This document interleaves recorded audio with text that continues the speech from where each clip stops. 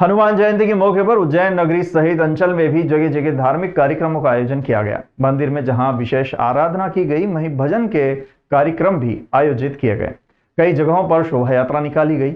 इस अवसर पर मंदिरों से लेकर विभिन्न कॉलोनियों में भंडारे का आयोजन हुआ। साथ ही हनुमान मंदिरों में विशेष साज सज्जा भी की गई थी। फ्रीगंज स्थित लोक शक्ति भवन के सामने स्थित अखंड ज्योति हनुमान मंदिर में 2 दिवसीय कार्यक्रम का आयोजन किया गया। यहाँ पर अखंड रामायण का पाठ किया गया। इसके बाद आज हनुमान जयंती पर भगवान का विशेष श्रृंगार कर महाआरती कर महाप्रसादी वितरित की गई और हवन पाठ भी किया गया। शाम को यहां से ध्वज यात्रा निकाली गई, जिसमें हनुमान जी, भगवान राम, माता सीता और भगवान शंकर की झांकियां शामिल थी। मंदिर के पुजारी ने बताया कि यहां अखंड ज्योत करीब 70 वर्ष से जल रही है। आज हनुमान जयंती, हनुमान जी का जन्म उत्सव मनाया गया। कल से अखंड रामायण चल रही है और इस बार महापर्व की विशेषता ये है कि बाबा का मंगलवार को ही जन्म हुआ है और आज मंगलवार है। ये अपने आप में एक विशेषता है। बाबा जी का विशेष श्रृंगार किया गया है। हनुमान जी महाराज, अखंड ज्योति हनुमान जी महाराज की विशेषता यह है कि इनके डाबे पाँव के नीचे लंकनी है। लंकनी रामकाज की सबसे बड़ी बाधा थी। हनुमान जी महाराज ने अपने डाबे पांव से उस बाधा को दूर किया। नाम लंकनी राक्षसी का मारे उलाद गई सुरलोका। लंकनी को जब उन्होंने रामकाज की बाधा दूर करी तो मनुष्य का जीवन भी बाधाओं से भरा हुआ। उस बाधा को दूर करने के लिए उस पेड़ का विशेष महत्व है और उस अखंड ज्योति उस पेड़ की तरफ जल रही है, इसलिए उसका विशेष महत्व है। सभी भक्तों से निवेदन है कि आज जो चल समारोह शाम को निकलेगा बाबा के ध्वजों के चल समारोह का विशेष कार्यक्रम ये रहता है कि जिस शहर में ये ध्वज निकलेंगे उस शहर से भी रोग दोष और नेगेटिविटी खत्म होगी। मानव में इंसानियत का भाव जागेगा, एक दूसरे के प्रति प्रेम जागेगा। आज हनुमान जी महाराज विशेष रूप से कृपा देंगे। इसके अलावा कोठी रोड स्थित हनुमान मंदिर पर महाभोग लगाया गया। इसके साथ ही छतरी चौक स्थित खड़े हनुमान मंदिर, ढाबा रोड स्थित गेबी साहब के अलावा बहादुरगंज स्थित हटीले हनुमान और सूर्यमुखी हनुमान मंदिर पर भी विशेष श्रृंगार कर पूजन किया गया और महाप्रसादी का वितरण किया गया। इसके अलावा मंगलवार को हनुमान जयंती होने की वजह से भस्म आरती में भगवान महाकाल को मावा, ड्राई फ्रूट, चंदन, केसर आदि से पवन पुत्र हनुमान के स्वरूप में सजाया गया। इसके बाद भगवान की भव्य भस्म आरती हुई। महाकालेश्वर मंदिर में हनुमान जयंती पर भगवान महाकाल प्राचीन काल से पवन पुत्र हनुमान के स्वरूप में दर्शन देते हुए आ रहे हैं।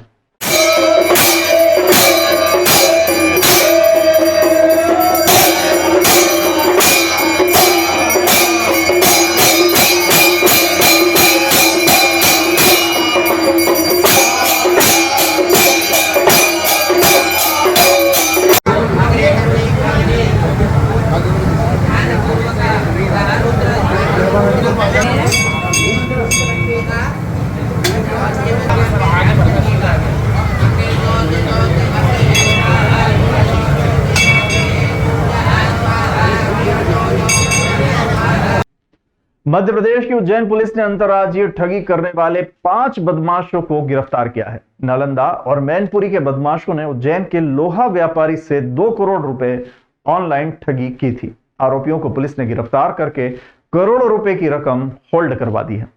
40 खातों की पहचान उज्जैन पुलिस ने कर ली है। उज्जैन एसपी प्रदीप शर्मा ने बताया कि 12 अप्रैल को उज्जैन के लोहा व्यापारी के अज्ञात मोबाइल पर अलग अलग मोबाइल से कॉल करके जेट एयरवेज के मालिक नरेश गोयल के साथ किए गए फ्रॉड का रुपया फरी के बैंक खाते में आना बताया एवं उसका प्रकरण सीबीआई में दर्ज होना बताया, जिसका इन्वेस्टिगेशन सीबीआई के द्वारा किया जा रहा है। कलर के व्हाट्सएप पर महाराष्ट्र पुलिस का लोगो एवं व्हाट्सएप पर उन्होंने गवर्नमेंट ऑफ इंडिया के विभिन्न विभागों को लेटर दिए, अरेस्ट ऑर्डर, गोपनीय समझौते की सहमति आदि दस्तावेज देकर गिरफ्तारी का डर दिखाया। उन्होंने फरियादी से आरटीजीएस के माध्यम से 2 करोड़ रुपए अपने खाते में ट्रांसफर करवा लिए। उसे भरोसा दिलाया था कि अगर उसके खिलाफ कोई आरोप साबित नहीं हुए तो पैसे वापस कर दिए जाएंगे। 2 दिन बाद जब फरियादी ने पैसे वापस मांगे तो आरोपियों ने उसे पैसे वापस नहीं किए। इससे उसे शंका हुई और 4 दिन बाद वो उज्जैन पुलिस में शिकायत दर्ज करने पहुंचा। पुलिस ने तत्काल एक्शन लेते हुए आरोपियों की खोजबीन शुरू कर दी। उनके नेटवर्क को तलाश कर 4 करोड़ रुपए होल्ड करवाए। साथ ही अमरेंद्र बाहुबली नालंदा, मुकेश नालंदा, अनिल यादव मैनपुरी, शरद पांडे मैनपुरी, शाहनवाज आलम बिहार को गिरफ्तार किया गया। व्यापारी महोदय के साथ करीब 2 करोड़ रुपए का 8 तारीख को फ्रॉड हुआ था। उन्होंने ये डर दिखा के कि वो एक पर्टिकुलर सीबीआई के केस में इन्वॉल्व हो सकते हैं और अगर नहीं है तो इतना पैसा जमा करें और वेरीफाई करके वो पैसा छोड़ दिया जाएगा। उनकी बातों में आके और कुछ ऑफिशियल लेटर हेड्स देखकर उनको लगा कि ये वास्तविकता है और उन्होंने उस पर 2 करोड़ रुपए ट्रांसफ़र कर दिए। 4 दिन बाद उनको रियलाइज़ हुआ जब पैसा नहीं आया कि इस तरह का फ्रॉड उनके साथ हो गया और उन्होंने पुलिस को अप्रोच किया। तत्काल इसमें एक FIR दर्ज की गई। इस पर बहुत एक्सटेंसिवली काम किया गया। बहुत चैलेंजिंग मामला था। इसमें क्रिप्टो करेंसी, डॉलर्स, अलग अलग ऐप, कई तरह के बैंक खातों का प्रयोग किया गया। हमने इसे एक चैलेंज के लिए तरह लिया। 5 टीमों ने ऑलमोस्ट अलग अलग दिशाओं में 1200-1300 किलोमीटर ट्रैवल करने के बाद अभी 5 लोगों को गिरफ्तार किया है। ये पाँचों लोग इसमें जो रैकेट है उसके एक्टिव मेंबर्स हैं। इनके पास से कुछ खातों की डिटेल आई है और जो पैसा 2 करोड़ रुपए गया था वो तत्काल 40 खातों में डाइवर्ट हो गया और उसके बाद अगले खातों में डाइवर्ट हो गया। उन सभी खातों को हमने ऑलरेडी होल्ड पर लगा दिया है। उस मनी ट्रेल को भी हम ट्रेस करने का प्रयास कर रहे हैं। बाइनेंस ऐप के माध्यम से इसमें कुछ क्रिप्टो करेंसी के माध्यम से भी डीलिंग हुई और $4200 भी इसमें रिटर्न आया है। वो पैसे का भी हम पूरा ट्रेल डेवलप कर रहे हैं। हमने बाइनेंस को भी इस मामले में संज्ञान लिया है और बाइनेंस को भी इसमें चिट्ठी लिखी है। हमने एक एडवाइज़री भी इसमें जारी करी है अपनी जनता के लिए कि वो इस तरह के किसी भी फ्रॉड में ना आए। अगर उन्हें कोई फ़ोन करता है अननोन नंबर से और इस तरह की बातें करता है तो तत्काल अपने नियरेस्ट थाने पर साइबर सेल में संपर्क करें। अगर फिर भी कतिपय कारणों से वो फ्रॉड का शिकार हो जाते हैं तो बिना इंतज़ार करे या तो 1930 पर या अपने नज़दीकी थाने में या SP ऑफिस में आकर इसके मामले के बारे में बताएं जिससे वो पैसा होल्ड कराया जा सके। 5 लोगों को नालंदा और मैनपुरी, नालंदा बिहार और मैनपुरी UP से इसमें भी गिरफ्तार कर लिया गया। इनके खातों का जब हमने स्टडी किया तो उसमें और कई करोड़ों के ट्रांजैक्शंस हमको मिले हैं। ये रैकेट बहुत जगह, नॉट ओनली इन उज्जैन या मध्य प्रदेश, पूरे देश में कई लोगों के साथ इस तरह का फ्रॉड कर चुका है। हम अलग अलग ज़िले के जो स्टेट साइबर सेल्स हैं उससे ये खातों की जानकारी शेयर कर रहे हैं जिससे अगर उन स्टेट्स में किसी प्रकार का फ्रॉड हुआ तो वो हमारे संज्ञान में लाया जा सके।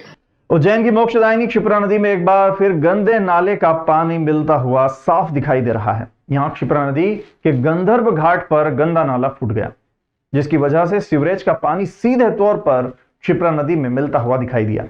दरअसल ये पहली बार नहीं है कि यहाँ गंदे नाले का पानी क्षिप्रा नदी में मिल रहा है।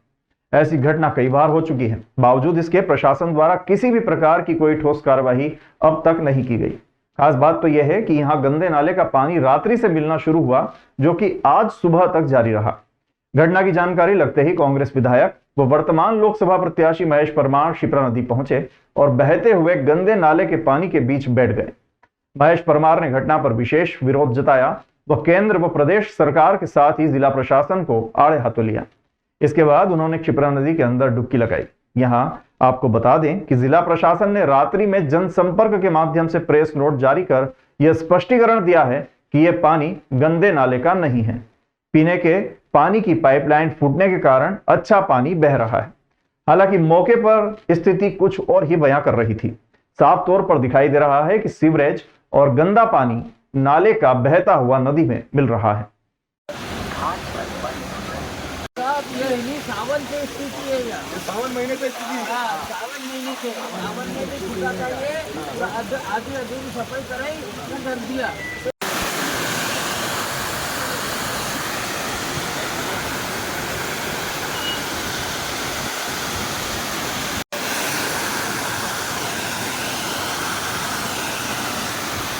निश्चित रूप से पिछले 20 साल से प्रदेश में भाजपा की सरकार है, 10 साल से देश में सरकार है।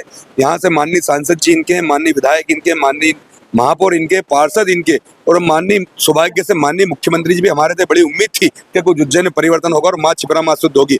करोड़ों 300, 400, 500, 600, 1000 करोड़ रुपए खर्च करने के बाद भी जिनके दर्शन करने मात्र से, क्षिप्रा माँ के दर्शन करने मात्र से हमें स्वर्ग की प्राप्ति होती है। अमृत मंथन के समय अमृत की पुण्य बूंदे इसमें गिरी, सिंहस्थ महाकुंभ यहाँ होता, लाखों करोड़ लोग आते हैं। विकास का दावा करने वाले लोग, सनातन धर्म की बात करने वाले लोग आज माँ क्षिप्रा माँ को शुद्ध नहीं कर पाए। 40, 50, 60 लाख इंदौर वासियों का मल मूत्र उज्जैन वासियों को सहन करना पड़ता है। खान नदी का गंदे पानी के माध्यम से ये पानी मिल रहा है। और कलेक्टर साहब प्रेस नोट जारी करके कह रहे हैं कि ये तो पीने के पानी की पाइपलाइन फूटी है। भाजपा के एजेंट बन गए क्या आज? ये क्षिप्रा माँ है, भगवान की लाठी, भगवान का देर नहीं है, भगवान की लाठी में जोर होता है। थोड़ा डरिए। और आदरणीय सांसद फिरोजा जी, आप 5 साल आपको अमूल्य समय दिया है। मैं उज्जैन नगर, आप भी आइए मेरे साथ। ये विकास दिख रहा है आपका? आप देख रहे हैं कि यहाँ पर गंभीर की लाइन फूट गई है और ये नाले से मिली हुई है और कल रात से 9 बजे से ही पूरा नाला राम घाट पर गंभीर की लाइन जो भी ये सीवरेज है ये सब फूट चुका है जंग लग के और ये सभी दूषित पानी शिप्रा नदी के अंदर मिल रहा है। और यहाँ पर आज हनुमान जयंती भी है और हनुमान जी बाबा उत्तरमुखी के यहाँ दर्शन करने लोग आ नहीं रहे हैं। और मनकामनेश्वर महादेव है जो प्रातःकालीन रोज़ डेली से जो जल चढ़ाते हैं उनको बहुत दिक्कतें हो रही है। समय का तो नहीं मालूम भाई साहब, जो है नाली का पानी ये चेंबर फूटे हैं और सारा पानी बाहर निकला है। ये उज्जैन मध्य प्रदेश राज्य विधिक सेवा प्राधिकरण जबलपुर एवं प्रधान जिला एवं सत्र न्यायाधीश उज्जैन दीपेश तिवारी तथा जिला न्यायाधीश व सचिव जिला विधिक सेवा प्राधिकरण कपिल भारद्वाज के निर्देशन में 2 दिवसीय निःशुल्क आधार कार्ड शिविर लगाया गया, जिसमें करीब 80 बंदियों के आधार कार्ड बनाए गए। जिला विधिक सहायता अधिकारी चंद्रेश मंडलोई ने बताया कि निःशुल्क आधार कार्ड शिविर का आयोजन भारतीय विशिष्ट पहचान प्राधिकरण एवं जिला विधिक सेवा प्राधिकरण के समन्वय में किया गया। उक्त शिविर से पूर्व भैरवगढ़ जेल में जाकर बंदियों की समस्याएं सुनी और इसके बाद संबंधित अधिकारियों को बंदियों की समस्याओं से अवगत कराया गया और कलेक्टर के विशेष आदेश पर जिला केंद्रीय भैरवगढ़ जेल में 2 दिवसीय आधार कार्ड शिविर लगाया गया और ऐसे कैदियों जिनके आज तक आधार कार्ड नहीं बने हैं और इस वजह से शासन की योजनाओं का लाभ सहित पारिश्रमिक दंडित बंदियों के बैंक खाते में जमा नहीं हो पा रहे थे, ऐसे 80 दंडित बंदियों के आधार कार्ड बनाए गए। इसके अलावा जेल का निरीक्षण कर बंदियों को बताया गया कि यदि कोई बंदी अपनी पैरवी या अपील करने में अक्षम है तो प्राधिकरण द्वारा निःशुल्क अधिवक्ता दिलाया जाएगा। साथ ही ऐसे बंदियों की पहचान सुनिश्चित करने के निर्देश दिए गए जिन्हें सजा हो जाने के उपरांत भी उनकी अपीलें वरिष्ठ न्यायालय में नहीं की गई है। उनके द्वारा बंदियों को लोक अदालत के माध्यम से भी प्रकरणों के निराकरण कराए जाने की सलाह दी गई। इसके अलावा जेल में निरुद्ध 10 वर्ष से अधिक की सजा पा रहे ऐसे बंदी जिनकी सुनवाई नहीं हो रही है एवं जो विचाराधीन बंदी हैं, उन्हें माननीय उच्चतम न्यायालय के हाल ही में आए एक फैसले के अनुसार जेल से रिहाई के संबंध में अवगत कराया गया। पिछले हम लोग केंद्रीय जेल भैरवगढ़ उज्जैन का हम नियमित रूप से विजिट करते हैं उनके सहायतार्थ।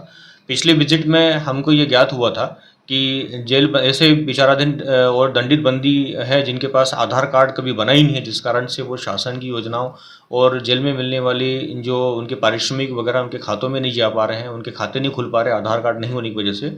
इस बात का पता लगाने पर एक विधिक सेवा प्राधिकरण के निर्देशन पर एक मीटिंग आयोजित की गई जो संबंधित विभाग थे और माननीय कलेक्टर साहब की विशेष अनुमति का पत्र गया और UIDA के द्वारा अभी जेल में 2 दिवसीय नवीन आधार कार्ड बनाए जाने का शिविर आयोजित कराया गया है, जिसमें 80 दंडित बंदी जिनका कभी भी आधार कार्ड नहीं था उनके नवीन आधार कार्ड बनाए गए हैं। अब नवीन आधार कार्ड बनने से जेल बंदियों का बैंक खाता भी खुलवाया जाएगा और उसके पश्चात उनकी जो पारिश्रमिक जो अभी तक उनके खाते में नहीं आ पाई थी वो अब खातों में आ पाएगी।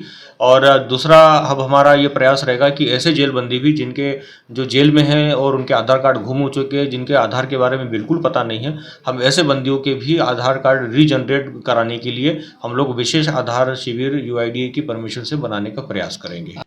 सरकार द्वारा दिए गए स्पेशल असिस्टेंस मद 18 करोड़ से कोठी से देवास रोड तक रोड चौड़ीकरण का काम शुरू हो गया है। इस VIP मार्ग से प्रशासनिक संकुल तक पहुंचना अब आसान हो जाएगा।